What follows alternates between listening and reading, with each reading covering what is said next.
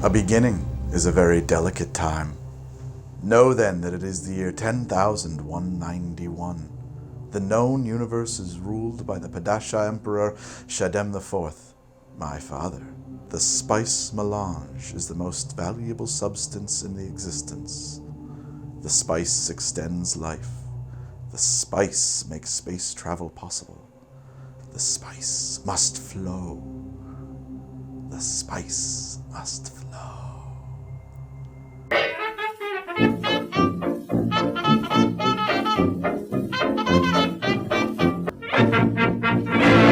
Today on How to Drink, I'm talking about Dune,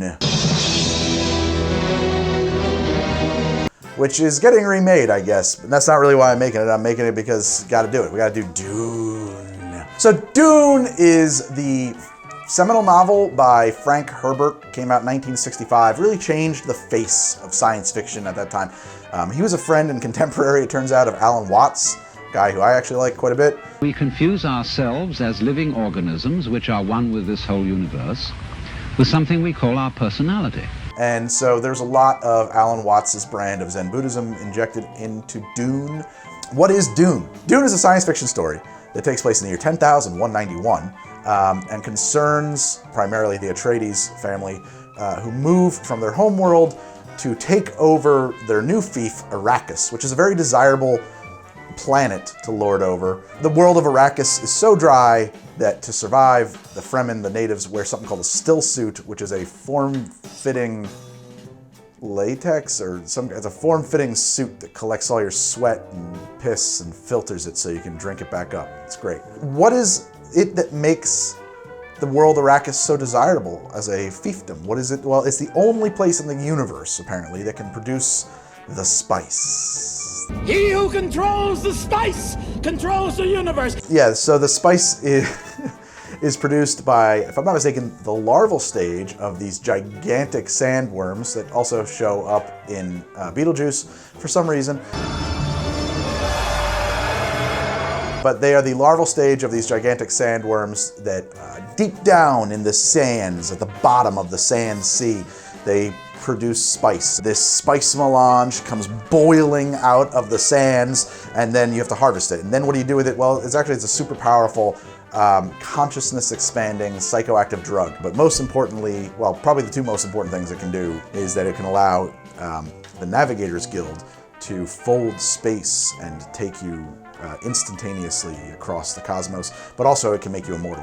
As long as you keep taking spice, you will live forever. You will also be hideously addicted to spice. Spice! The spice melange can be ingested in a number of ways. You can eat it, you can put it into your food, you can put it into drinks. If you are a navigator, you can turn it into a bright orange gas and huff it. The description of spice that you get in the books is that it is frequently an orange gas, or that it is orange. It often tastes like cinnamon when people describe the taste, but they also say that it tastes different to everybody. Pure, unrefined spice. And in at least one case, there's reference to it having a slightly bitter tinge. So cinnamon, bitter, okay, orangey. So I came up with a recipe after thinking about this for a little while for something called spice syrup. And that's what this is. This is spice syrup. And this is batch A that I came up with because I tried a few different recipes. I liked this, I wanted to try variations, I came back to this. This is 21 grams of whole cinnamon sticks crumbled up into a saucepan with a half a gram of gentian root. Now gentian root is a bittering agent. It shows up in the recipes for a lot of different bitters. If you really want to try gentian on its own, you can get Moxie soda. It's the primary flavor in Moxie. It's a really old soft drink that's been around since the mid-1800s. And so a half a gram of gentian is very little, all right? That's not a whole lot. We just want to get a little bit of bitey banter, a little bite of bitterness in here. I also used a half a gram of wormwood. We used 4 drops of orange blossom water here. It brings a floral quality to it that really mates well with the cinnamon and the bitterness, and also it comes from North African, Middle Eastern cooking. And I think about the fact that the Fremen are strongly inspired by Bedouin tribespeople. I don't know how much Bedouins use orange blossom water, but I know that in Morocco and Tunisia, orange blossom water and rose water both show up a lot. So we're using some orange blossom water here. 4 drops goes a long way. It's nice here. I used 320 grams of water, otherwise known as 320 milliliters of water. and 320 grams of Demerara sugar.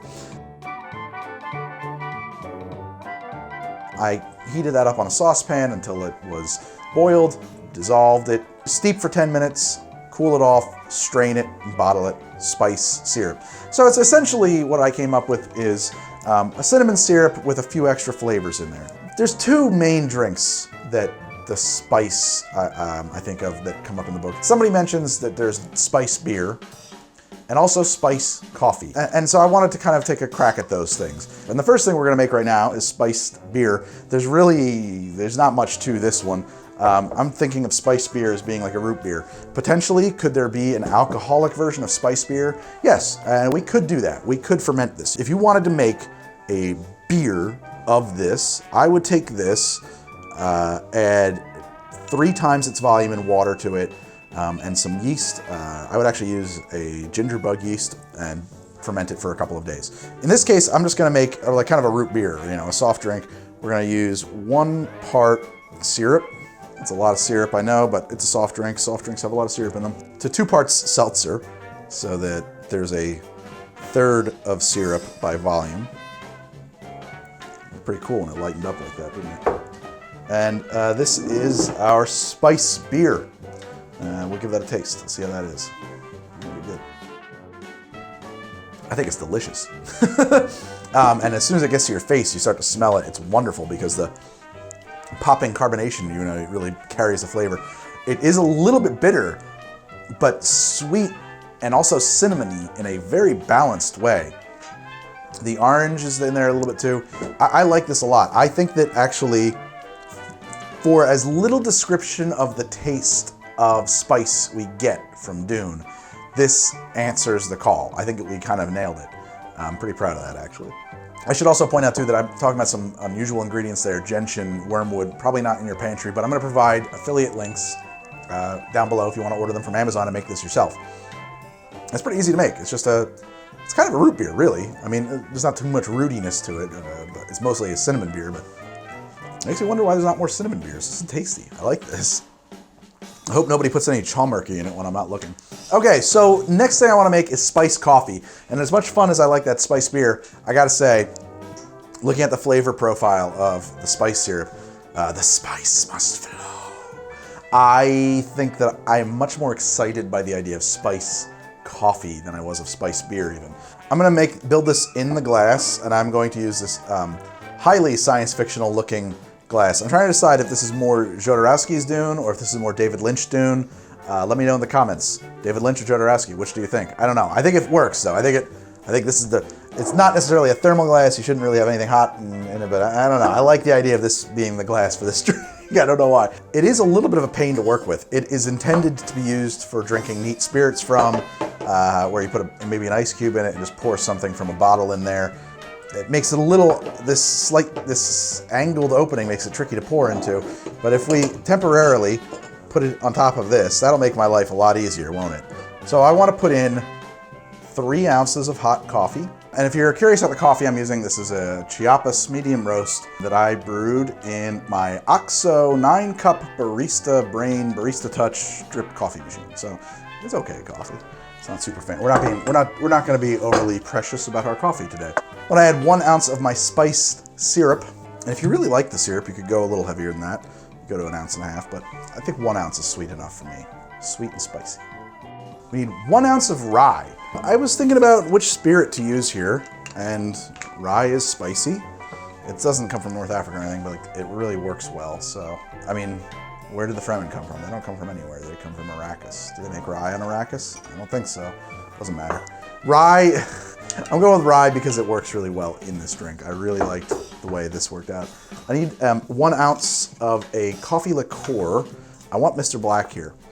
There are a lot of other coffee liqueurs on the market. I like Mr. Black because it's very unsweet, and we're getting plenty of sweetness for my taste from our spice syrup.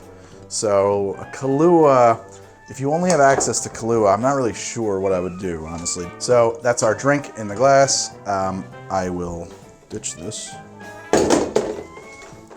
Just want to kind of jostle that in my hand, actually, just to get it mixed well. It's hot, So it's not going to take a lot of agitation to really get everything to blend the way something cold would. So that's going to do it. I'm going to set that down. It's almost done. I'm going to take a shaker tin, pour a measure of heavy cream into my shaker, maybe 2 ounces. It's actually not really super important how much we add in here. And just dry shake that on its own.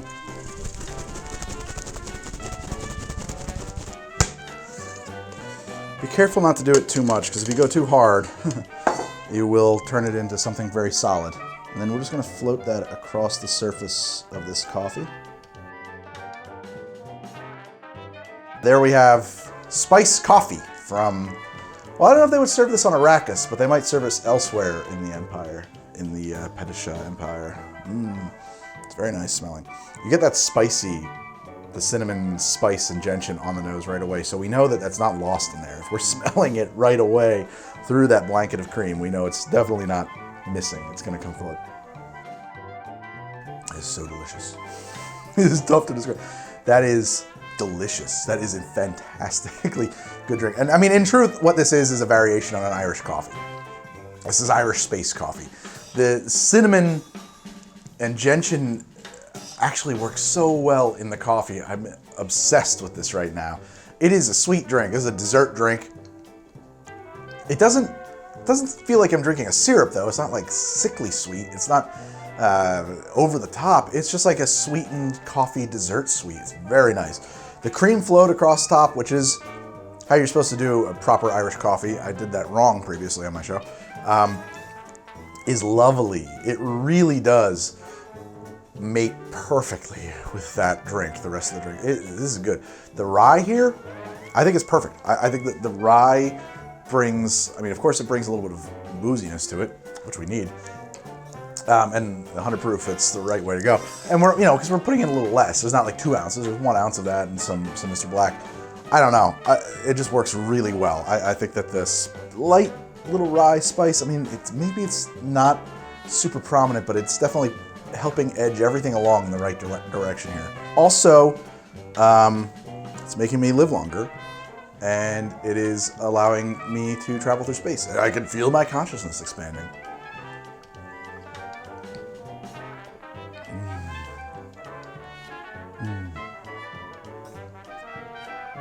It's delicious. It is insanely good. I'm very curious about an adaptation of Dune. One, as bad, this is funny, as bad as, it's hard for me to even say that the David Lynch version of Dune is bad, even though I know it is bad. That Brian Eno soundtrack is like so infectious to me. I can't stop, it just sucks me in. I know people always talk about the Toto soundtrack, but the main theme was written by Brian Eno. And it just like pulls me in, that unanswered, it's just like, it's a riff that never resolves. I don't know, it really sucks me in. That thing really makes me want to watch that movie. It's a silly movie, makes me want to watch it. What am I hoping this movie will have? I just hope it's good. Like I said, I've read Dune. I haven't reread Dune. I don't know Dune enough to know what they better get right or else it's not gonna be good. I think one of the things that struck me and that I loved in Dune was how I forget their name, but there's space marines in it who are a lot like space marines, and how like dismissive and uncaring they are towards the Harkonnens who think that they are in charge. Like the Harkonnens like try to give these guys orders, and the guy's just like very quickly, like it's very obvious, like you are not important. Like we just let you, like, I don't know. I think there was a context there where the military was permitting the nobility to believe that the nobility mattered, but it was like very blatantly obvious that they didn't matter at all. Like, you are so beautiful, my Baron. I mean, they mattered to a lot of people, they didn't matter to them. I don't really know what I'm expecting from it. I'm expecting excellent work from Denis Villeneuve. I can't remember his name. I think that my favorite thing about Dune is that like all these characters like have such big names, like Lord Harkonnen and Emperor Corino. But then like there's Paul and his mom Jessica. I don't know why. And like Jessica, by the way, is an all-powerful space witch. So my mom, the all-powerful space witch Jess. I'm on Twitter at How to Drink. I'm on Instagram at How to Drink. I'm on Patreon at patreon.com/howtodrink. I got a Twitch at twitch.tv/GregFromHDD. I think it's like a new Dune game. Maybe we should check that out over there. I'm doing a lot of things over there, not just games for sure. So I would appreciate it if you would check out my Twitch. Will I see the Dune movie? If I do, I'll talk about it on Twitch. I promise that much. All of my barware is provided by Barfly Mixology Gear. If you like any of the tools I'm using on the show, you can pick it up in the affiliate link below. They don't provide the glassware though. This is a dragon glass. I'll put a link to that in the pinned comment down there too. It's a good one. I like it. It's fun. Silly, but fun. So if you like this episode, I hope you'll check out some of my other ones. I've done a Pan-Galactic Gargle Blaster from Hitchhiker Guide to the Galaxy. Check that one out.